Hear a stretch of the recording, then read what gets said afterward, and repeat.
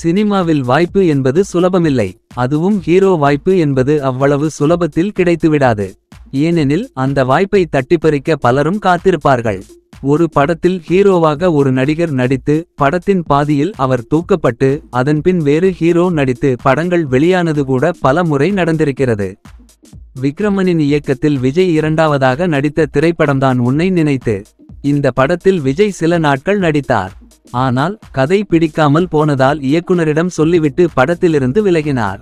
அதன்பின் அந்த படத்தில் சூர்யா நடித்திருந்தார். சின்ன நடிகர்களுக்கு அது நடப்பது இயல்புதான்.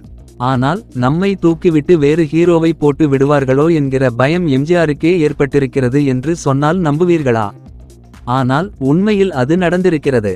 சிவாஜி போல முதல் படத்திலேயே கதாநாயகனாக நடிக்கும் வாய்ப்பு எம்ஜிஆருக்கு அமையவில்லை. 10 வருடங்கள் சின்ன சின்ன வேடங்களில் நடித்தபின் சாயா என்கிற படத்தில் ஹீரோ வாய்ப்பு கிடைத்து சில நாட்கள் படப்பிடிப்பும் நடந்தது. ஆனால் எந்த நேரத்திலும் நம்மை இப்படத்திலிருந்து தூக்கிவிடுவார்கள் என பயந்து கொண்டே அப்படத்தில் நடித்து வந்தாராம் எம்ஜிஆர். அவரின் பயத்தை உறுதி செய்வது போல ஒரு நாள் படப்பிடிப்பு தளத்திற்கு அப்போது சூப்பர் ஸ்டாராக இருந்த PU சின்னப்பா வந்துவிட்டு போனார். உடனே அங்கிருந்தவர்கள் எம்ஜிஆரிடம், அவ்வளவுதான், இனிமேல் நீ ஹீரோ இல்லை. உன்னை தூக்கிவிட்டு சின்னப்பாவை ஹீரோவாக நடிக்க வைக்க தயாரிப்பாளர் திட்டமிட்டிருக்கிறார் என சொல்ல எம்ஜிஆர் ஆடிப்போனார். இவ்வளவு வருடங்கள் கழித்து கிடைத்த வாய்ப்பு கையை விட்டு போய்விடுமோ என கலங்கி போனார். ஆனால் அந்த படத்தில் நடிக்க வாய்ப்பு வந்தும் PU சின்னப்பா மறுத்துவிட்டார். ஆனாலும் சாயா படத்தின் படப்பிடிப்பு ஒரு கட்டத்தில் நின்று போனது.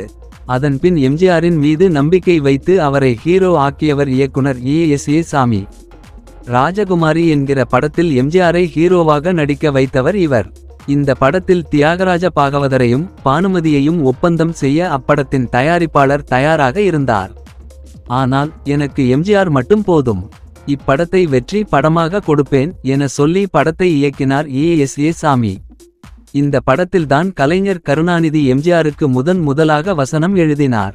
இந்த படம் எம்ஜிஆருக்கு ஒரு வெற்றி படமாக அமைந்தது.